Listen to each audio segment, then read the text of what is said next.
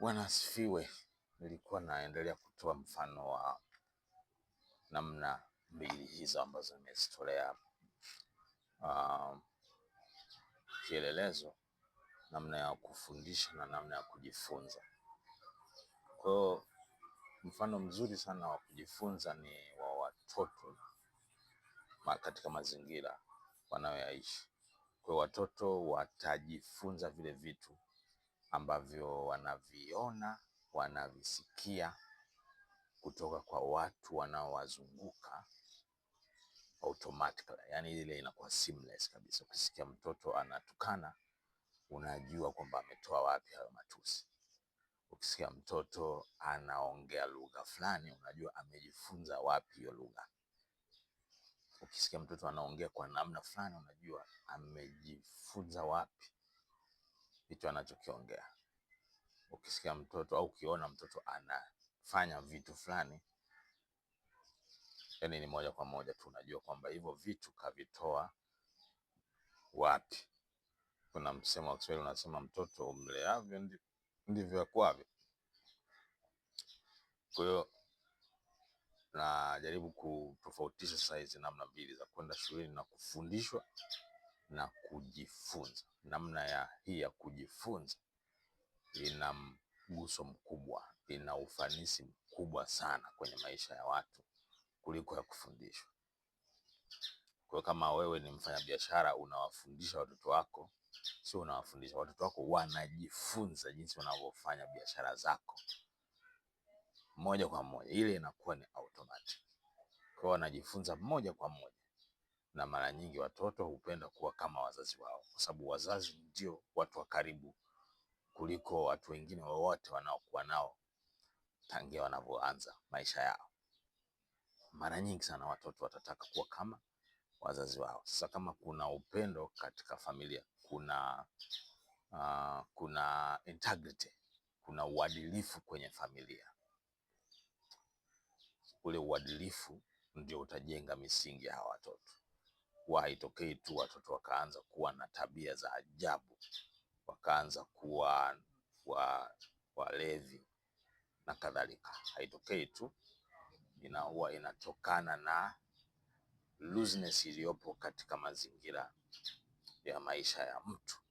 Unaweza kawa mtu kama mimi, labda ninafanya kazi ya huduma hivi, halafu baadaye nakuja kukuta watoto wangu wenyewe hawataki kabisa, they don't want anything to do with what I'm doing, na utumishi au na huduma hawataki kabisa, hawataki. Na hii ni uzoefu uliotokea kwa watu wengi. Kwa hiyo inawezekana kweli ni adui, lakini pia adui anaweza kupata upenyo kupitia jinsi ambavyo sisi tunaishi. Kwa hiyo kama kutakuwa na kitu chochote tutakachokuwa tunakifanya ambacho hakionyeshi integrity, hakionyeshi uadilifu, wenyewe wanajifunza moja kwa moja. Tunajua kwamba huyu mzee anaigiza kwetu hapa kwa watu kule nje anajifanya anaongea hivi, huku nyumbani anaongea tofauti.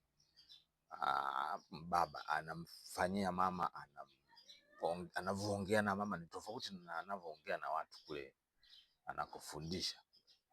Kwa hiyo maana yake ni muongo huyo. Na ukishapata watoto wakajua kwamba, wakaamua ndani yao, wakajifunza kwamba wewe sio mwadilifu, hauwezi kuaminia, sio mwaminifu, umewapoteza hao.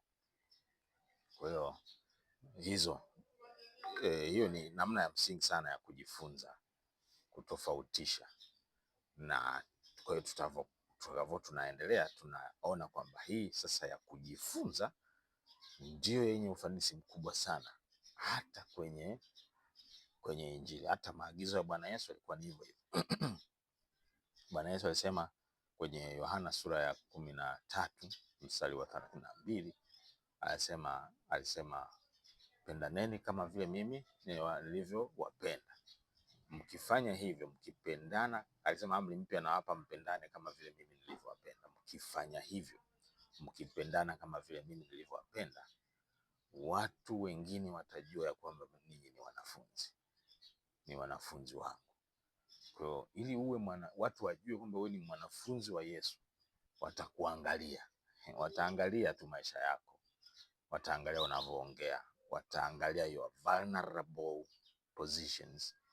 How do you conduct yourself? Yani unaenenda vipi wakati ukiwa peke yako au ukiwa kwenye mazingira fulani. Nitatoa mfano. Siku moja nilikutana na ndugu mmoja ambaye anajiita mchungaji. Kwa hiyo kwenye mazingira niliyokutana naye alikuwa anajiita mchungaji.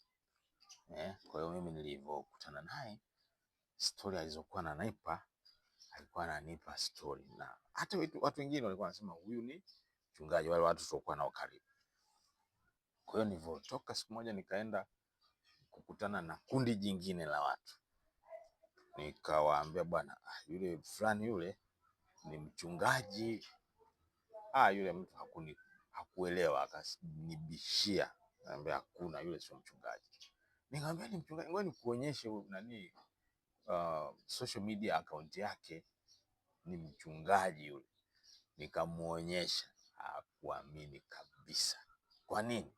Kwa sababu inaonekana labda yeye alivyokuwa anamfahamu, jinsi alivyokuwa amemzoea, alikuwa haonyeshi kitu chochote kinachoashiria kwa uchungaji, hata kwa tafsiri tu ya mtu wa kawaida wa duniani. Kwa kuna vitu alivyokuwa anavifanya vilikuwa vinaonyesha kwamba huyu hamna chochote kuhusiana na uchungaji kwake. Kwa hiyo kwa nini? Kwa sababu watu hawahitaji kusikia maneno unayosema ili wajue kwamba wewe ni mwanafunzi wa Yesu. Wanahitaji tu kukuona jinsi unavyoenenda. Hawahitaji kusikia kwamba mimi ni mwanafunzi wa Yesu, mimi ni mhubiri wa Injili. No, hawahitaji. Wewe ukiwa kwenye mazingira uliopo, kafanya vitu vinavyofanana na mwanafunzi wa Injili, watu watajua, watu wataona na watajua na watatamani kuwa kama wewe. Sasa mimi kwenye mazingira niliyopo sasa, nafanya kazi na taasisi ya kidini ambayo watu wengi sana wanaji-identify kama wachungaji. Hapo ni changamoto kweli kweli. Kwa hiyo kuji-identify kama mchungaji haina maana kwamba wewe ni mwanafunzi wa Yesu. By the way, mchungaji, mwinjilisti, mwalimu, nabii na mtume anaweza asiwe mwanafunzi wa Yesu, anaweza akawa tu ni muumini. Manake hajatoka katika kiwango kimoja cha kukua akaenda katika kiwango kingine. Kwa hiyo jinsi tunavyoendelea tutaona vitu vyote hivyo. Ni kitabu kikubwa kidogo hiki nimekiandika, na kina mambo mengi, na nafikiri katika wakati wa kuongea sasa tutaongea mambo mengi kuliko ambavyo nilivyoviandika. Kusudi hasa la kufundisha hili ni kwamba Bwana Yesu anataka watu leo hii wafike kiwango cha kuwa watu huru, kuwa watu wasio kifungoni, wasio katika vifungo mbalimbali ambavyo vipo. Kuna vifungo vingi sana vipo katika ulimwengu, tunavyo.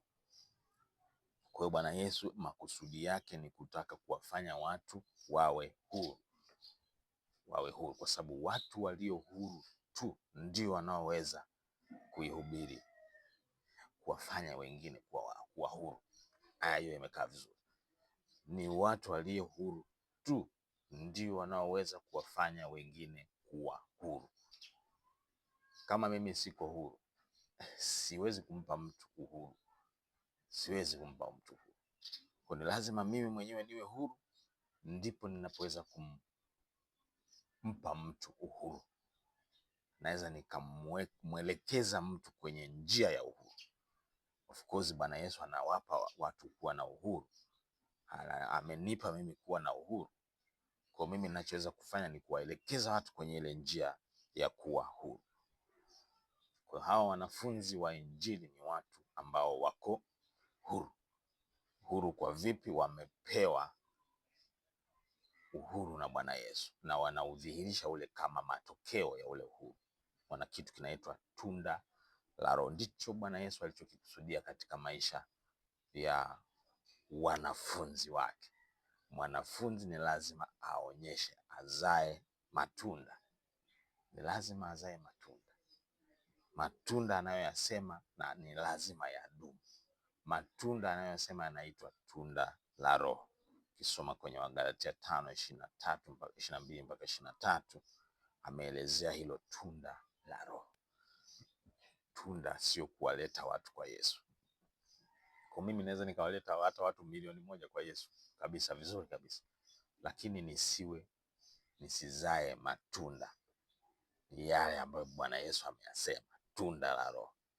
Tunda la Roho sio kuwaleta watu kwa Yesu, sababu naweza nikawaleta watu kwa Yesu afu nikawafungia mahali fulani, nikahakikisha na wakamua, wananipa vitu vyao vyote, wanafanya vile vitu ambavyo mimi nataka wafanye. Hawawi wanafunzi wa Yesu, wanakuwa ni wanafunzi wangu. Hawawi huru, nimewatoa mahali fulani, nimewafungia mahali pengine. Na hicho ni kitu ambacho kinatokea sana. Yaani kuna ushuhuda mwingi sana wa kutokea watu ambao sio wanafunzi wa Yesu, ni wanafunzi wa watu wengine, lakini Bwana Yesu yeye alitaka watu tuwe wanafunzi wake, wanafunzi wake. Soma Yohana 15:7-8 anasema, ninyi mkikaa ndani yangu na maneno yangu yakikaa ndani yenu, ombeni mtakalo lolote nanyi mtatendewa. Hivyo hutukuzwa Baba yangu kwa vile mzaavyo sana, nanyi mtakuwa wanafunzi wangu. Kwa hiyo kuwa mwanafunzi wa Yesu kunatokana na vile unavyozaa, matunda unayoyazaa. Matunda unayoyazaa. Katika sehemu inayofuata nitayataja hayo matunda. Kwa hiyo Yesu anatarajia kwetu kwamba tuzae matunda, na kule kuzaa kwetu matunda ndiko kunakotufanya kuwa wanafunzi wake. Tuendelee sehemu inayofuata.